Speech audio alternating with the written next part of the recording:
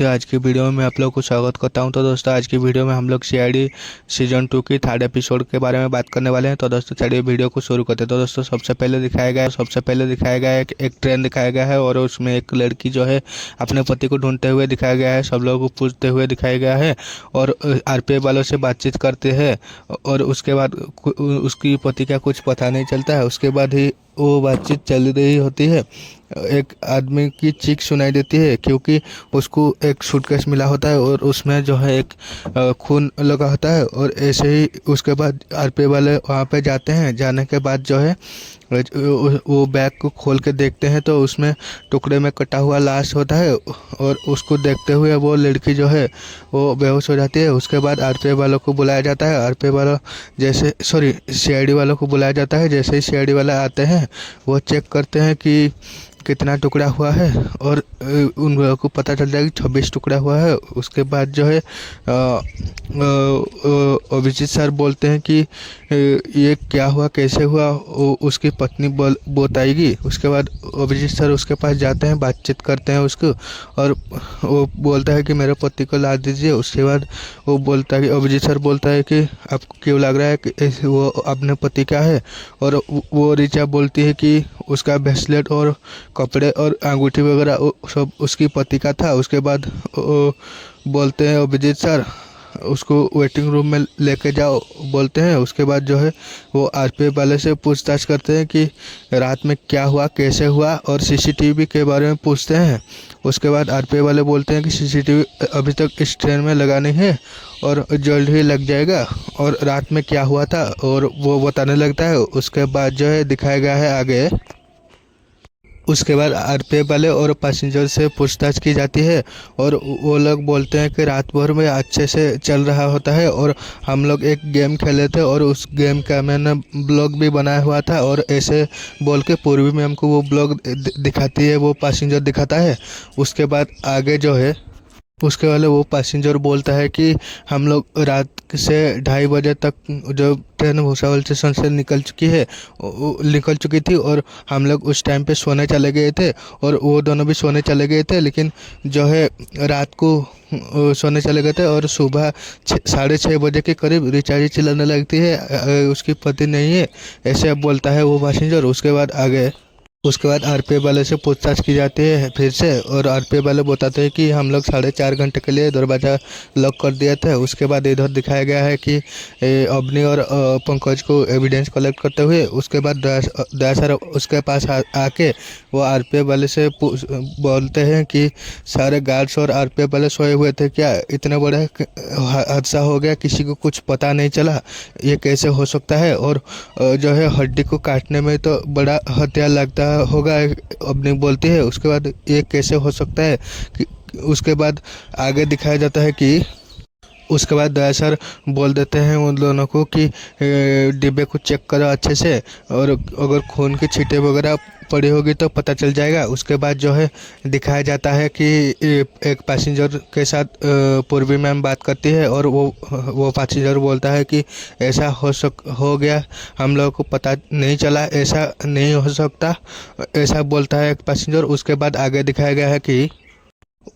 दिखाया गया है कि आरपीएफ वालों से दया सर और अभिजीत सर बात करते हुए और वो आरपीएफ वाले बताते हैं कि हम हमारे रहते तो कुछ हुआ नहीं। उसके बाद दया सर बोलते हैं कि नींद में अगर कुछ हुआ होगा तो, और वो बोलते हैं कि नींद में तो कोई नहीं सोया हुआ था क्योंकि हम लोग सीआईडी वाले नहीं हुए तो क्या हुआ, लेकिन हम लोग भी पैसेंजर लोगों के लिए जान दे सकते हैं। तो ऐसे ही बातचीत होती है। उसके बाद वो अभिजीत सर बोलते हैं कि जो बोलना सही बोलना क्योंकि मेरे कानों में लाइट डिटेक्टर लगा हुआ है। उसके बाद आरपीएफ वाला सही बता देता है। उसके बाद अभिजीत सर बोलते हैं कि उसके नाम लेके विकास जी क्या जज्बा है आपका, और ऐसे कुछ बोलता है। और उसके बाद जो है अभिजीत सर बोलते हैं कि आप लोगों के साथ कोई मैं मतलब शक नहीं कर रहा हूँ, लेकिन हमारे काम कुछ ऐसा है कि थोड़ा सा सख्ती करना पड़ता है। उसके बाद आगे दिखाया गया है कि उसके बाद दिखाया गया है कि अभिजीत सर जो है वो एविडेंस कलेक्ट मतलब पंकज एविडेंस कलेक्ट करते हुए दिखाया गया है और अभिजीत सर को मैप स्टडी करते हुए दिखाया गया है कि वो ट्रेन की रूट की। उसके बाद वो आगे दिखाया गया है कि जो है उसके बाद अभिजीत सर बोलते हैं मैप स्टडी करते हुए कि अगर खून इनमें से कोई मारा होगा या इन लोगों को कुछ पता नहीं है, ऐसा बोलते हैं। उसके बाद आगे दिखाया गया है ट्रेन में जो है पंकज आके बोलता है कि सर ये बैग के अलावा और कई खून की छींटे नहीं मिला है और दया सर मर्डर वेपन के बारे में पूछ ही रहे थे। अवनी आके बोलती है कि सर यहाँ पे कोई मर्डर वेपन नहीं है। उसके बाद आगे दिखाया जाता है हम लोगों को कि अभिजीत सर बोलते हैं कि यहाँ पे अगर कुछ नहीं है तो सारे पैसेंजर लोगों की बैग चेक करते हैं, अगर किसी ना किसी के बैग में तो कुछ होगा। उसके बाद बैग चेक कर रहे होते हैं और चेक करने से पहले पंकज को सारे खिड़की चेक करने के लिए अभिजीत सर बोल दिए होते हैं और उसके बाद जाके चेक कर रहे होते हैं और बीच में पंकज जाके बोलता है कि सर ये सारे खिड़की दरवाज़ा वगैरह और इमरजेंसी सील वगैरह सारे सब कुछ अच्छा से है। और उसमें थोड़ी देर में अब मतलब पूर्वी मैम बोलती है कि किसी के बैग में कुछ भी नहीं मिला है। और उसके बाद आगे जो है दिखाया गया है उसके बाद अभिजीत सर भुसावल स्टेशन से आसपास कोई आलोक को जाते हुए देखे हो कि नहीं हो, सारे पैसेंजर लोग से पूछते हैं और किसी को कुछ पता नहीं होता है। उसके बाद दया सर बोलते हैं कि चलते ट्रेन में कोई चढ़ा नहीं कि कोई उतरा नहीं है, फिर भी ये खून हो गया, कैसे हुआ कि कैसे हुआ ऐसे बोल ही रहे थे। उसके बाद जो है आगे दिखाया गया है कि जय सर बोलते हैं कि ये खूनी है या कुछ और है। उसके बाद पंकज बोलता है कि भूत है, खूनी नहीं भूत है। उसके बाद जो है अवनी बोलता है कि क्या सर आप कुछ भी बोल रहे हो, ये भूत भूत कुछ नहीं होता है। और वो दोनों में से बातचीत तो थोड़ा सा दिखाया जाता है। उसके बाद आगे दिखाया गया है उसके बाद अभिजीत सर बोलते हैं कि ट्रेन में कोई चढ़ा नहीं, मतलब खूनी इन्हीं में से कोई एक है, ऐसे बोलते हैं। उसके बाद आगे दिखाया गया है कि पैसेंजर इरिटेड हो गए होते हैं और वो लोग बोलते हैं कि क्या मजाक कर रहे हो सर, हम लोगों को इतने देर से अटका के रखा हुआ है और ये सारे तलाशी भी हो चुकी है, ऐसे ही गुस्से में बोल रहे होते हैं।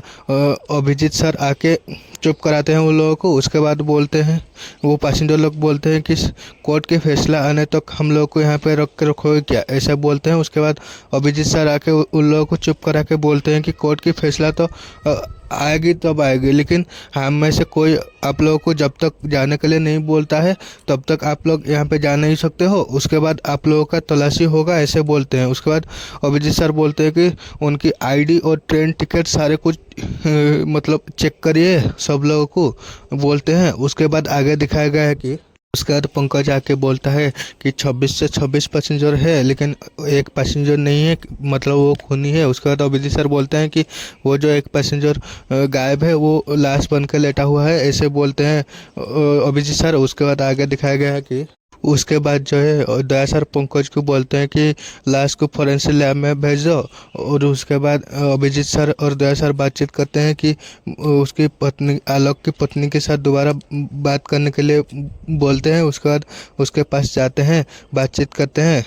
उसके बाद वो रिचा के साथ बातचीत में दिखाया गया है कि वो बोलता है मेरे पे क्यों शक करे हो। उसके बाद जो है अभिजीत सर बोलते हैं यह काम हमारा है सब लोगों के साथ पूछताछ करना, और यहाँ पे 26 पैसेंजर थे और उनमें से तुम भी एक हो। जैसे वो लोग शक के दायरे पे हो उतने तुम भी शक पे दायरे पे ही हो और इसीलिए तुम्हारे साथ भी पूछताछ होगी। उसके बाद दया सर कैसे बोलता है वो लड़की, तो उसके बाद दया सर बोलते हैं कि जो है वो बैग तुम्हारा है और तुम्हारा पति का खून हुआ है और तुम बैग लॉक किए थे, तुम्हारा बैग तुमने ही लॉक किया था और तुम्हारा बिना जानकारी से वो बैग में लाश कैसे आ सकता है, कुछ ऐसा अभिजीत दया सर बोलते हैं। उसके बाद पंकज एक बैग लेके जा रहा होता है और वो लड़की बोलती है मेरा बैग बोलता है। उसके बाद पंकज बोलता है कि आपका बैग मैं कहीं लेके नहीं जा रहा हूँ। उसके बाद वो लड़की बोलती है कि ये मेरा बैग नहीं है और मेरा बैग अलग है और मेरा बैग का चेन जो है आगे वाला वो टूटा हुआ था, आप लोग खुद ही चेक कर लीजिए, ऐसा बोलता है वो लड़की। उसके बाद आगे दिखाया गया है कि उसके बाद वो लड़की के साथ पूछताछ होता है और उसको कुछ पता नहीं होता है। उसके बाद दया सर बोलते हैं कि अभिजीत सर को मैं और अवनी जाते हैं नागपुर स्टेशन, और वहाँ पे पता चला है कुछ मैं बताऊँगा। उसके बाद अवनी और दया सर नागपुर स्टेशन चले जाते हैं और पंकज को अभिजीत सर बोलते हैं कि ये जो सारे ट्रेन के रूट है पूरा की पूरा ड्रोन पे चेक करो, अगर कुछ मर्डर वेपन या बैग जैसा कुछ देखता है क्या। उसके बाद जो है आगे दिखाया गया है कि पूर्वी मैम अभिजीत सर को आके बोलती है कि सर पैसेंजर इरिटेट हो चुके हैं और क्या करें। उसके बाद दया सर अभिजीत सर बोलते हैं कि हमारे पास सब लोगों के आईडी वगैरह तो है ना। उसके बाद पूर्वी मैम हाँ बोलती है। उसके बाद ऋचा के बारे में पूछने लगते हैं, तो उसके बाद अभिजीत सर बोलते हैं उस ऋचा को और पूरी टाइम अपने नज़र पे रखो और सब लोगों को जाने दो, ऐसे बोलते हैं। उसके बाद सारे लोगों को जाने देते हैं और पूर्वी मैम वो ऋचा के पीछे पीछे चले जाते हैं। उसके बाद आगे दिखाया गया कि उसके बाद दया सर और अवनी को सीसीटीवी फुटेज चेक करते हुए दिखाया गया है, और वो सीसीटीवी फुटेज में देखने को मिलता है कि जो एक कुली जो है वो बैग मतलब बदलते हुए दिखाया गया है। उसके बाद आगे दिखाया गया है कि एसीपी सर को कुछ बोर्ड पे लिखा होता है वो एनालिसिस करते हुए, और उसके बाद कॉल पे और वहाँ पे क्या पता चला। सबसे पहले दया सर और अवनी जो है वो बोलते हैं कि ऐसा ऐसा सर हुआ है। उसके बाद जो है एसीपी सर पंकज को पूछते हैं कि तुम्हें कुछ क्या पता चला है क्या। पंकज बोलता है कि मुझे कुछ पता नहीं चला, ऐसा कुछ बोलता है। उसके बाद पूर्वी से पूछते हैं कि तुमको क्या कुछ पता चला। अभी एसीपी सर पूछते हैं तो पूर्वी बोलती है कि जो उसके घर पे एक कोई रिश्तेदार आए हुए हैं, लेकिन कोई भी घर से बाहर नहीं गया है। और मैं पड़ोसियों से पूछताछ करी तो पता चला कि जो है वो आलोक और वो ऋचा थे और उनकी शादी में वो अच्छे था और कोई मतलब हंसते हुए देखते थे, जब भी देखते थे, ऐसे कुछ बोलता है। उसके बाद आगे जो है दिखाया गया है, उसके बाद दया सर और अवनी को दिखाया गया है कि वो कुली को ढूंढते हुए उसके पास जाते हैं और वो भागने लगता है तब तक, और उसको पकड़ के जब मारपीट के बाद गलवाने की चेष्टा करते हैं तो वो कुली बोलता है कि मेरे को एक लड़की पैसा दिया था 3,000 रुपया, इसीलिए वो बैग चेंज करने के लिए, और मैं उसके लिए फिर चेंज कर दिया वो बैग, ऐसा बोलता है वो कुली। उसके बाद आगे दिखाया गया है,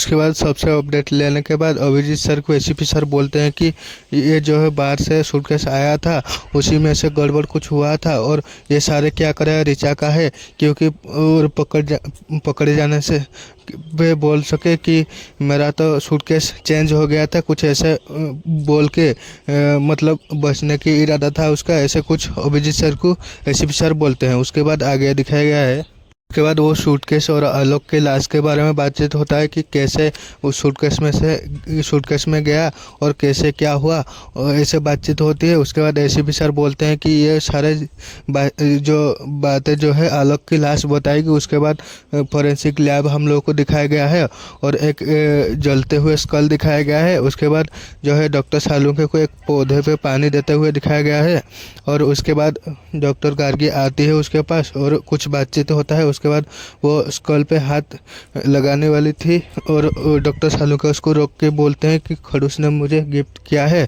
उसके बाद जो है वो डॉक्टर गार्गी बोलती है कि जो है एसीपी सर क्या मॉडर्न चीज़ों से अडेप्ट हो चुके हैं। उसके बाद बोलता है डॉक्टर सालुंके बोलता है कि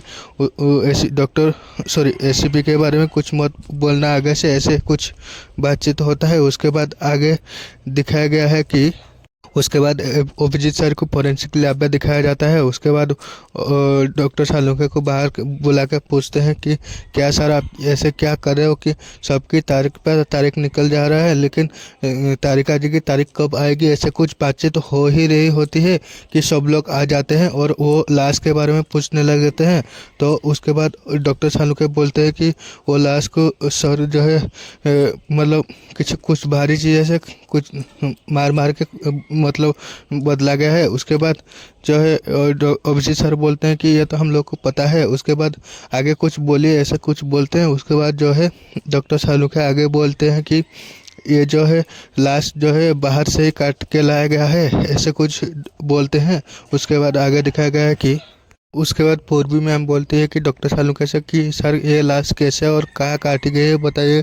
उसके बाद बोलते डॉक्टर सालू के बोलता है कि ये तो नहीं पता, लेकिन इतना पता है कि ये लाश जो है 3 दिन पुरानी है और सड़ ना जाए इसीलिए फॉर्मेलिन छिड़क के रखा गया होता है, ऐसा कुछ डॉक्टर सालू के बोलते हैं। उसके बाद आगे दिखाया गया है, उसके बाद जो है कुछ बातचीत होती है और उसके बाद पता चलता है कि वो लाश आलोक की नहीं है। और ऐसे में एसीपी सर बोलते हैं कि कोई तो उसको आलोक की खून में से वो लड़की को फंसाने की कोशिश कर रहा है, ऐसे एसीपी सर बोलते हैं। उसके बाद आगे दिखाया गया है कि उसके बाद सीआईडी वाले ऋचा के घर जाते हैं। उसके बाद जो है बोलते हैं कि अलग जिंदा है बोलते हैं, तो उसकी ऋचा बोलता है कि वो आपके साथ आए हुए हैं क्या, कुछ उसके बारे में बोलता है। उसके बाद पंकज बोलता है कि देखिए वो हमारे साथ नहीं आए हैं, लेकिन आप हमें उनको ढूंढने के लिए मदद कीजिए, ऐसा कुछ बोलते हैं। उसके बाद आगे बोलते हैं कि उसके बाद पूर्वी मैम ऋचा को बोलती है कि रात को 2:30 बजे क्या हुआ था बताओ। उसके बाद ऋचा बोलती है कि जैसे आप लोगों को बताया हुआ था कि मैं सो गया था और सुबह 6 बजे उठ के देखा तो आलोक नहीं था। उसके बाद जो है कुछ आर्गूमेंट्स होता है। उसके बाद दिखाया गया है, उसके बाद दया सर, अभिजीत सर और अवनी को दिखाया जाता है कि वो ट्रेन पे दोबारा जाते हैं और री इन्वेस्टिगेशन करने लग जाते हैं और वो सारे चीज़ें जो भी कुछ हुआ था दोहराने लग जाते हैं और आरपीएफ वालों से पूछताछ करने लग जाते हैं। उसके बाद आगे दिखाया गया है कि उसके बाद बीच में पता चलता है कि एक पैसेंजर गायब है और उसके बारे में पंकज को पूछते हैं अभिजीत सर, तो पंकज बोलता है कि ज्योति नाम की लड़की है और पूर्वी उसको लेने गई है। और उसके बीच में पूर्वी आके बोलते हैं कि उसकी ज्योति की फ़ोन बंद आ रहा है और उसके घर में भी ताला लगा हुआ है। उसके बाद दिखाया गया कि एक लड़की के और उस लड़की के बारे में एक पैसेंजर बोलता है कि पूरी रात वो सोई रहती है और खराटे ले रही थी और जैसे ही मुंबई ट्रेन पहुंची और उसके बाद में वो निकल गए, ऐसे कुछ वो पैसेंजर बोलता है। उसके बाद आगे उसके बाद पंकज और पूर्वी को दिखाया गया है कि वो जो है वो मतलब वो ज्योति की घर पे गए हुए थे, लेकिन वहाँ पे जब वो लोग गए उसके बाद वहाँ पे पता चला कि वो लड़की जो है ट्रेन वाली वो फेक आइडेंटिफिकेशन पे ट्रैवल कर रही थी। उसके बाद आगे ब्यूरो में दिखाया गया है, उसके बाद एसीपी सर अवनी को पूछते हैं कि तुम एआई का यूज करके ये जो फोटो है उसका जो है तुम जेंडर बदल सकते हो क्या। अवनी यस में बोलती है। उसके बाद वो काम पे लग जाती है। उसके बाद जो फोटो सामने आता है वो उस तब तक पता चलता है कि वो जो फोटो है उसकी पति आलोक की है। उसके बाद वो सारे उसके घर पे चले जाते हैं, आलोक की घर पे चले जाते हैं। उसके बाद सॉरी दोस्तों, मैं अभी बोल दिया था कि वो आलोक की घर पे गए थे, लेकिन उससे पहले दिखाया गया है कि फॉरेंसिक लैब दोबारा दिखाया गया है और वो लाश को एग्जामिन करते हुए दिखाया गया है। और एग्जामिन करते वक्त जो है डॉक्टर गार्गी और डॉक्टर सालुंखे के बीच में कुछ आर्गूमेंट्स होता है वो दिखाया जाता है। उसके बाद आगे दिखाया गया है कि उसके बाद दिखाया गया है कि वो आलोक के घर पे सीआईडी वाले जाते हैं और सारे कुछ चीज़ें बताते हैं। उसके बाद आलोक के पिता जो है वो बोलता है कि मेरा बेटा ऐसा क्यों करेगा, ऐसे ही बोलता है। उसके बाद सीआईडी वाले बोलते हैं कि ये सारे चीज़ें जानकारी तो आपकी बहू देगी। उसके बाद उनको ढूंढा जाता है और उसके बाद पता चलता है कि वो ऋचा जो है वो तो गायब है, ऐसा कुछ पता चलता है। उसके बाद जो है आगे आगे जो है दिखाया गया है कि कुछ आर्गुमेंट्स होता है सीआईडी वाले और ऋचा के घर वालों से। उसके बाद जो है उसके आलोक के पिता बोलता है कि मेरा बेटा और बहू ऐसा कुछ नहीं कर सकते। उसके बाद सीपी सर अभिजीत सर बोलते हैं कि अगर इतना ही भोला है आपका बहू और बेटा तो आपका बेटा जो है वो लड़की बन के क्यों घूम रहा था। उसके बाद जो फोटो दिखाते हैं उसके बाद पता चलता है कि वो आलोक का नहीं है बल्कि ऋचा का भाई बिट्टू का है फोटो है। उसके बाद आगे दिखाया गया है कि उसके बाद जो है वो पूर्वी को डाल देते हैं अभिजीत सर। उसके बाद जो है वो अभिजीत सर और उनकी जो ऋचा की घर वालों से थोड़ी बहुत आर्गुमेंट हो जाते हैं। उसके बाद आलोक की फ़ोटो लेकर के वो लोग चले जाते हैं। उसके बाद दिखाया गया है कि ऋचा और बिट्टू के घर पे चले जाते हैं सीआईडी वाले और सारे जानकारी देने लगते हैं। उसके बाद जो है पूछते हैं कि कैसे निकले थे और ऋचा के घर वाले बोलते हैं कि उसकी बेटी और उसके दामाद जो है साथ में निकले थे और उसमें उसके बाद जो है उसका बेटा बिट्टू निकला था और एक फ़ोटो दिखाते हैं ऑटो वाले के साथ। और आगे दिखाया गया है कि उसके बाद वो लोग उनके घर से निकल के सीआईडी वाले वो ऑटो वाले को ढूंढने लग जाते हैं, और ऑटो वाले को ढूंढ के जो है तब तक वो जो है लाश की एक अनक्लेम्ड बॉडी है कंफर्म हो चुका था। और उसके बाद पता चलता है कि वार्ड बॉय से एक लड़की जो है ख़रीदा हुआ था, और वो लड़की की हुलिया बिल्कुल वही बताती है जो कुली बताया हुआ था। तो उसके बाद जो है आगे दिखाया गया है, उसके बाद वो ऑटो वाले के पास जाके उसकी ऑटो में बैठ जाते हैं, और थोड़ा बहुत बातचीत करते हुए वो ऑटो वाला बोलता है कि आप लोग वो लड़की के बारे में पूछताछ करने आए हो ना, और ऐसे कुछ बोलता है। उसके बाद क्यों कैसे पता चला बोलते हैं, तो वो बोलता है कि मैं पुलिस वालों से झूठ नहीं बोलता हूँ। और उसके बाद दया सर अभिजीत सर बोलते हैं कि हम लोग सीआईडी से ही है, और उसके बाद सारे बातचीत वो बताने लगता है। उसके बाद जो है वो दोनों एक मेडिसिन स्टोर पे उतरे हुए थे, और उसके बाद जो है वो आदमी चला गया था और कोई और आके बैठ गया था उसकी ऑटो में, ऐसा बोलता है। उसके बाद जो है वो ऑटो वाला उसी मेडिसिन स्टोर पे ले जाता है उनको, और उसके बाद दया सर अभिजीत सर वो मेडिसिन स्टोर पे जाते हैं, और उसके बाद कुछ पूछताछ करने लग जाते हैं। उसके बाद जो है उसको जब सच्चाई उगलवाते हैं वो बोलता है कि उसके बाद जो है वो दुकानदार को शटर गिरा के बहुत मारते हैं। उसके बाद वो बोलता है कि बिट्टू मेरा दोस्त है, और वो आके बोला मैं तुझे 3 लाख रुपया दूंगा और उसके जीजा को मार देने के लिए, और ऐसे बोला वो अभिजीत सर को। उसके बाद बोला कि अभिजीत सर बोले कि तूने मारा है उस आलोक को। उसके बाद बोला कि वो दुकानदार बोला कि मैंने उसको नहीं मारा, ऐसा बोला। उसके बाद आगे जो है उसके बाद वो बोलता है कि अगले दिन और एक नया कहानी हुआ। उसके बाद अभिजीत सर बोलते हैं कि ये नया कहानी क्या है। उसके बाद अभिजीत सर एसीपी सर से बात करने लग जाते हैं कि बोलते हैं कि ये हम लोग जितना सिंपल समझते थे उतना सिंपल नहीं, बल्कि बहुत पेचीदा हो रहा है। उसके बाद एसीपी सर बोलते हैं कि जितना भी पेचीदा हो उसको नहीं पता है कि हम लोग उसको कुछ भी करके सुलझाएंगे, ऐसे बोलते हैं। उसके बाद आगे दिखाया गया कि उसके बाद जो है एसीपी सर बोलते हैं कि ऋचा नागपुर पे ही मिलेगी, और आप तुम लोग जाके उसको पकड़ो। बोलते ही हैं तभी पूर्वी मैम की फ़ोन आ जाती है, और पूर्वी मैम बोलते हैं कि वो जो है बिट्टू और ऋचा की पता चल गया है, और वो आशा लॉज पे उनका क्रेडिट कार्ड आज ही स्वाइप हुआ है, ऐसा कुछ बोलते हैं। उसके बाद आगे दिखाया गया है कि अभिजीत सर बोलते हैं कि गुड जॉब पूर्वी बोलते हैं। उसके बाद आगे दिखाया गया है कि उसके बाद वो लॉज दिखाया जाता है। उसके बाद जो है वो दरवाज़ा खटखटाता है कोई। उसके बाद वो जो आता है तब पता चलता है कि वो आलोक होता है, और आलोक और बिट्टू में झगड़ा होता है। और उसी बीच में जो है ऋचा एक चाकू पकड़ लेती है और उसको मारने ही लगती है कि सीआईडी वाले आ जाते हैं और आलोक और बिट्टू को छुड़ाते हैं लड़ाई करते हुए। उसके बाद जो है उनको मार पीट के ब्यूरो ले जाते हैं। ब्यूरो ले जाने के बाद में जो है वो जो नई कहानी बता रहा था ना दुकानदार वाला, उसको वो बता दिया था, और वही कहानी जो है एसीपी सर उनको बोलने लग जाते हैं। और एसीपी सर बोलने के बाद जो है उसके बाद जो है वो दुकानदार बोला होता है कि जो है अगले दिन हो आलोक आता है। उसके बाद और तुम्हारी और बिट्टू की बातचीत के बारे में पता चल गया है, और उसके बाद वो काउंटर ऑफर दिया कि मैं 6 लाख रुपया दूंगा, लेकिन उसके बाद जो है बिट्टू को बोल देना कि मैं आलोक को मार दिया हूँ, ऐसा कुछ बोलता है वो दुकानदार।